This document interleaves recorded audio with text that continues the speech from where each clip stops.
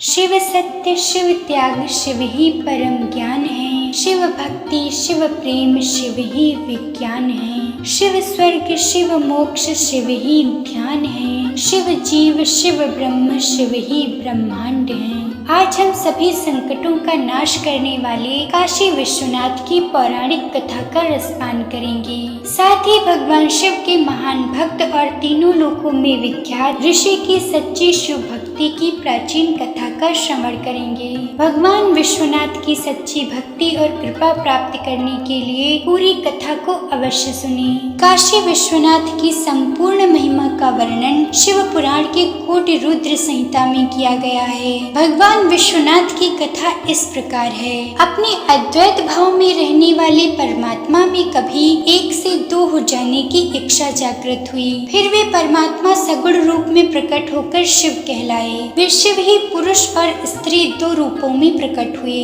उनमें पुरुष का नाम शिव हुआ और स्त्री शक्ति के नाम से जानी गयी। उन शिव और शक्ति ने अदृश्य होकर प्रकृति और पुरुष की रचना की। इनमें प्रकृति माता लक्ष्मी और पुरुष भगवान विष्णु थे।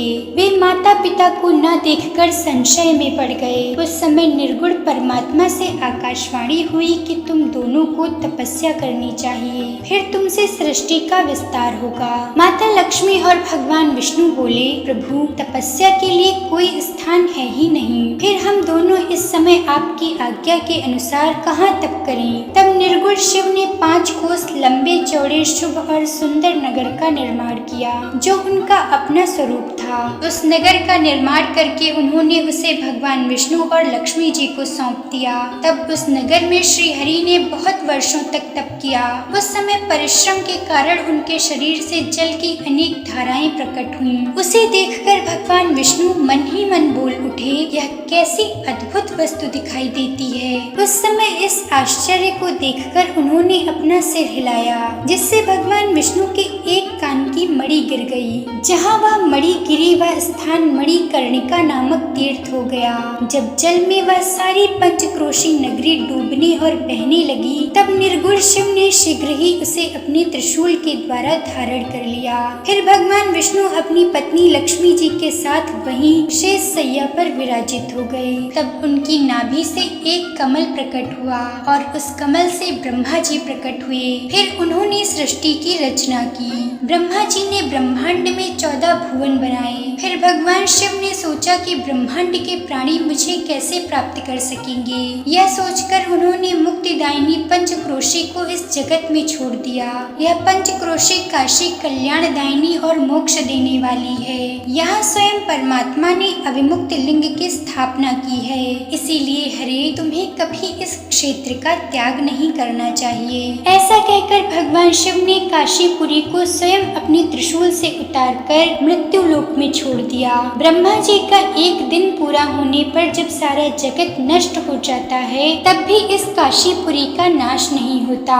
उस समय भगवान शिव इसे त्रिशूल पर धारण कर लेते हैं और जब ब्रह्मा जी द्वारा पुनः नई सृष्टि की रचना की जाती है, तब इसे फिर से वे इस पृथ्वी पर स्थापित कर देते हैं। कर्मों का कर्षण अर्थात कर्मों को खींचने के कारण ही इसे काशी कहते हैं। काशी में अविमुक्तेश्वर लिंग सदा विराजमान रहता है, जो भगवान शिव के 12 ज्योतिर्लिंगों में से एक है। अविमुक्त विश्वनाथ शिव सदा यहाँ ध्यान लगाए स्थिर भाव में बैठे रहते हैं, जो सबको मुक्ति देने वाले और सब कामनाओं को पूरा करने वाले हैं। काशी में आकर देवता भी मरने की इच्छा करते हैं। यह भगवान शिव की प्रिय नगरी काशी सदा भोग और मोक्ष देने वाली है और विश्वनाथ शिव माता पार्वती सहित यहाँ विराजमान रहकर अपने भक्तों का कार्य सिद्ध करते हैं। अब हम भगवान शिव के भक्त और महान ऋषि की कथा का श्रवण करते हैं, जिन्होंने भगवान शिव की आराधना करके अमृत प्राप्त किया।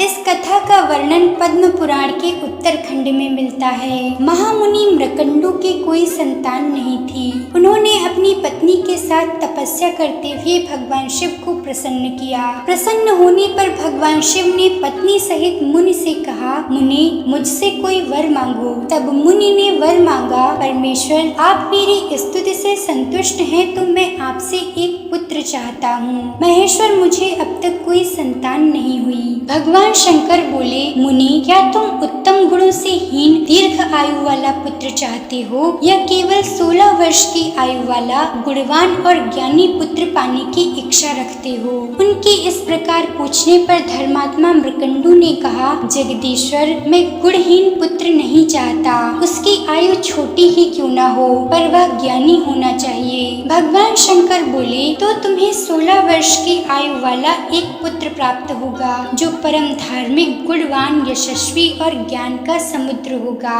ऐसा कहकर भगवान शिव अंतर ध्यान हो गए और मुनि मृकंडू इच्छा अनुसार वरदान पाकर प्रसन्न हो अपने आश्रम में लौट आए। उनकी पत्नी मरुद्वती बहुत दिनों बाद गर्भवती हुई और समय आने पर उनके सूर्य के समान तेजस्वी पुत्र का जन्म हुआ। बालक की शांति के लिए वेदव्यास आदि मुनि भी मृकंडू के आश्रम पर पधारे। महामुनि वेदव्यास ने बालक का जात कर्म संस्कार कराया और 11वें दिन मुनि ने नामकरण संस्कार किया। ऋषि मृकंडू के पुत्र का नाम मार्कंडेय हुआ। फिर मृकंडू मुनि के द्वारा पूजित होकर वे सब लौट गए। उस समय नगर के सभी लोग कहने लगे कि मरुद्वती के सौभाग्य से साक्षात भगवान शंकर ही इस बालक के रूप में प्रकट हुए हैं। मृकंडू मुनि ने अपने पुत्र मार्कंडेय जी को वेदों आदि का विधि पूर्वक अध्ययन कराया। मार्कंडेय जी भिक्षा के अन्न से जीवन निर्वाह करते हुए प्रतिदिन माता पिता की सेवा करने लगे। जब मार्कंडेय जी की आयु का 16वां वर्ष आरंभ हुआ तो मृकंडू मुनि का हृदय शोक से भर गया।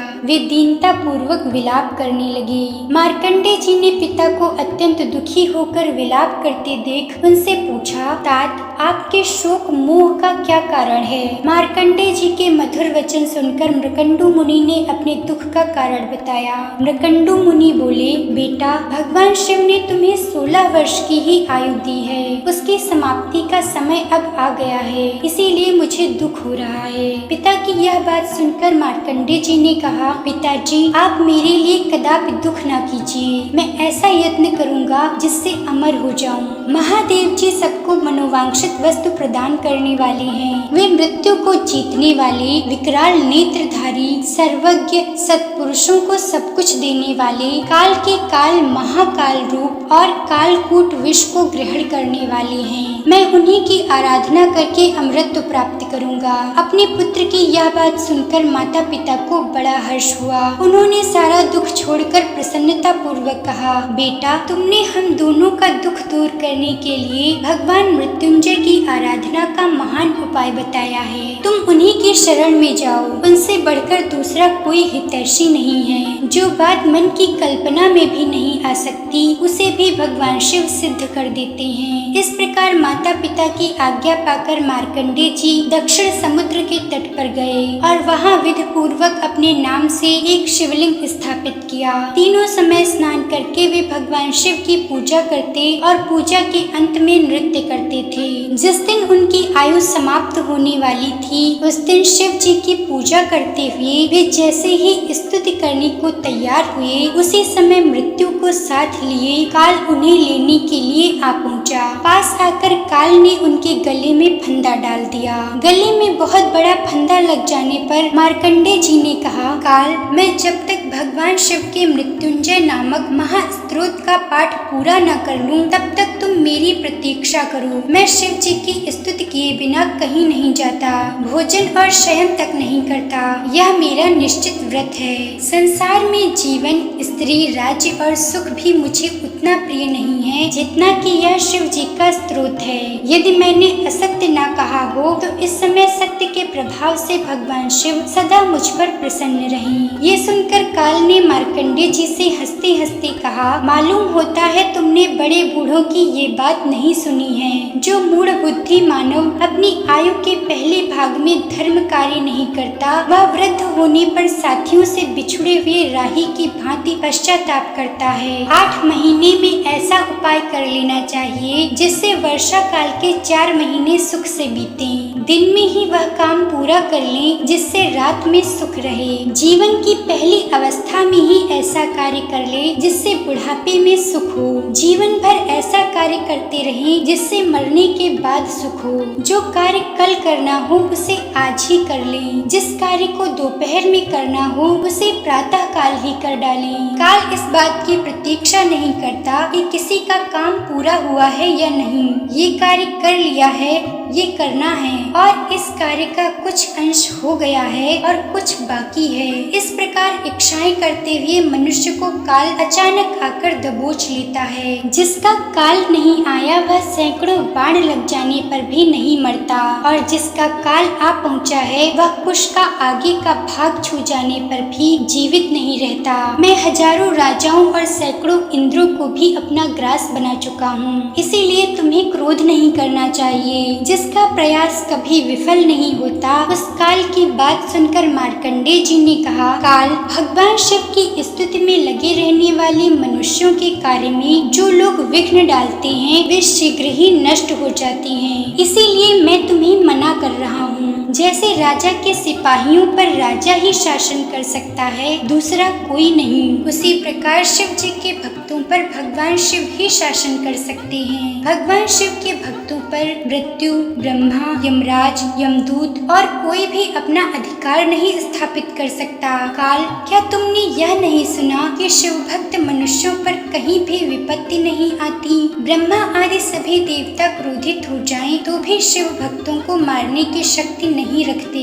मार्कंडेय जी के इस प्रकार कहने पर काल आंखें फाड़ फाड़ कर उनकी ओर देखने लगे, मानो तीनों लोगों को निकल जाएंगे। वे क्रोध में बोले, ओ दुर्बुद्धि ब्राह्मण, गंगा जी में जितने बालू के कण हैं उतने ब्रह्माओं को इस काल ने मार डाला है। इस बारे में बहुत कहने की क्या आवश्यकता। मेरा बल और पराक्रम देखो, मैं तुम्हें अपना ग्रास बनाता हूँ। तुम इस समय जिनके दास बने बैठे हो वे महादेव तुम्हारी रक्षा करें तो सही। इतना कहकर काल ने मार्कंडेय जी को हठपूर्वक रसना आरंभ किया। उसी समय भगवान शिव उस शिवलिंग से प्रकट हो गए। हुंकार भरकर प्रचंड गर्जना करते हुए उन्होंने तुरंत ही मृत्यु की छाती में लात मारी। मृत्यु देव उनके चरण प्रहार से भयभीत होकर दूर गिरे जाकर। काल को दूर पड़ा देखकर मार्कंडेय जी ने भगवान शिव की स्तुति की।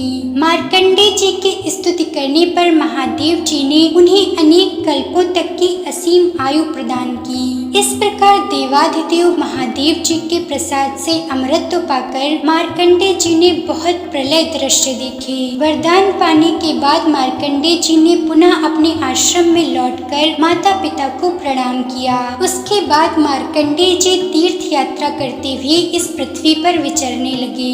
यमराज भी भगवान शंकर की स्तुति करके अपने लोक में चले गए। इसी तरह की और पौराणिक कहानियाँ सुनने के लिए हमारे चैनल को सब्सक्राइब अवश्य करें।